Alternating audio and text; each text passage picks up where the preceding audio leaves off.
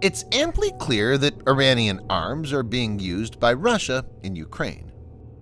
Pentagon Press Secretary, Air Force Brigadier General Pat Ryder, could not confirm news reports that Russia had asked Iran for ballistic missiles and other capabilities, but he did confirm that Iran has provided hundreds of unmanned aerial vehicles to Russia. Ryder said, "The fact that Russia must seek munitions from Iran, already an international pariah, says a lot about the kind of company they keep and where they stand in the world right now in terms of isolation." He added, "We do have concerns that Russia may also seek to acquire additional advanced munition capabilities from Iran, for example, surface-to-surface missiles to use in Ukraine.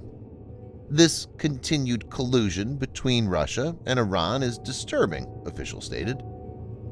Iranian UAVs are being extensively used to destroy Ukrainian civilian infrastructure like electrical power stations as winter is about to set in. In this video, Defense Updates analyzes why Iran is supporting Russia with arms. Let's get started. This video is sponsored by War Thunder. If you are, like us, fascinated by military vehicles and technology, I recommend you give War Thunder a try. It's a military vehicle combat game which you can download and play for free on PC, PlayStation 4, and Xbox One with cross-platform support.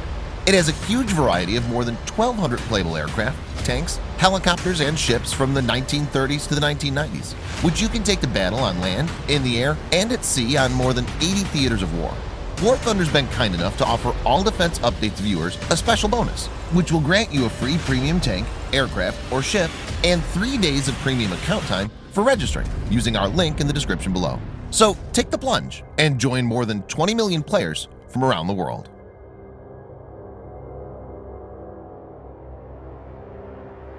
U.S.-Iran relations has been unfriendly, to put it politely. Hostilities with the U.S. have been simmering since the U.S. government, under President Trump, unilaterally withdrew from Iran's nuclear deal and imposed stringent sanctions against Iran. The deal offered Iran relief from sanctions in exchange for limits on its nuclear program. Trump administration was of the view that Iran is misusing the deal and trying to develop a nuclear weapon. Biden promised to restore the Iran nuclear deal, but not much progress has been made, and it seems to have been put on the back burner. In the last 2 to 3 years, Iran has been using asymmetric tactics like deploying missile boats and drones to harass U.S. warships in areas like the Strait of Hormuz. With the U.S. and NATO supporting Ukraine with weapons and intelligence, Iran is countering by providing weapons to Russia. It's noted that Russia-Iran military ties were already present. Iran and Russia are strategic allies and form an axis in the Caucasus alongside Armenia. Iran and Russia are also military allies in the conflicts in Syria and Iraq and partners in Afghanistan and post-Soviet Central Asia. Militarily, Iran is the only country in Western Asia that's been invited, in 2007, to join the Collective Security Treaty Organization, the Russia-based international treaty organization that parallels NATO. Currently, Russia and Iran act as economic partners to one another, since both countries are under sanctions by much of the Western world.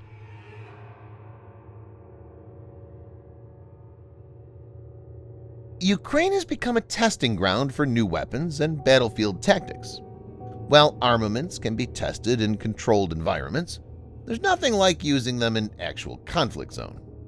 The supply to Russia means Iran can technically validate these weapons in a high-intensity conflict and get to know what's working and what's not and what can be improved.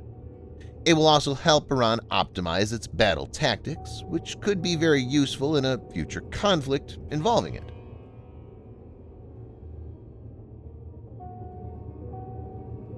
While the Russian military has been exposed, we can't deny that it's one of the most powerful countries in the world with the largest nuclear arsenal. Russia accounts for nearly 19% of worldwide weapons shipments, according to Stockholm International Peace Research Institute, SIPRI. While exporting weapons to Russia may not be a good thing when it comes to global politics, it's obviously a positive strategic development.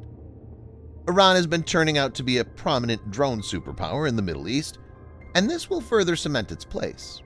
It basically elevates Iran's stature when it comes to military power.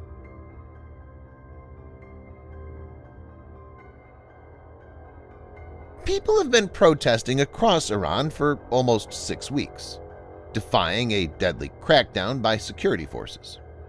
It all started with the death of Mahsa Amini, a 22-year-old woman arrested by morality police in Tehran on the 13th of September for allegedly violating Iran's strict rules requiring women to cover their hair with a hijab or headscarf.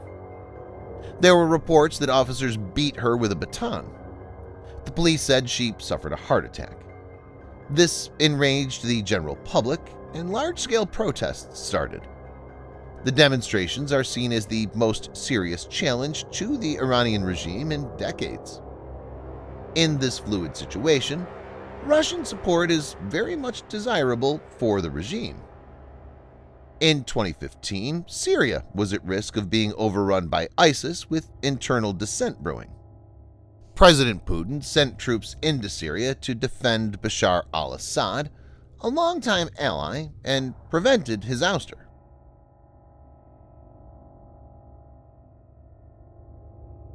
Global arms trade is a multi-billion-dollar industry. Stockholm International Peace Research Institute, or SIPRI, estimate of the financial value of the global arms trade for 2019 was at least $118 billion, though the true figure is likely to be higher. The Ukraine-Russia conflict would boost the arms trade even more, as nations feel increasingly insecure. A few days after Russia launched its first airstrikes against the Ukrainian capital of Kyiv, the German parliament convened for a special Sunday session. German Chancellor Olaf Scholz took the floor and, within half an hour, did away with decades of political restraint and ushered in a new era of German foreign and security policy.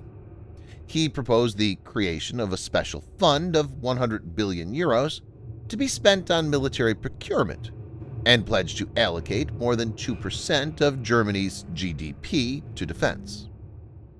While countries like Germany won't buy weapons from Iran, there will be others who will like to get hold of Iranian weapons.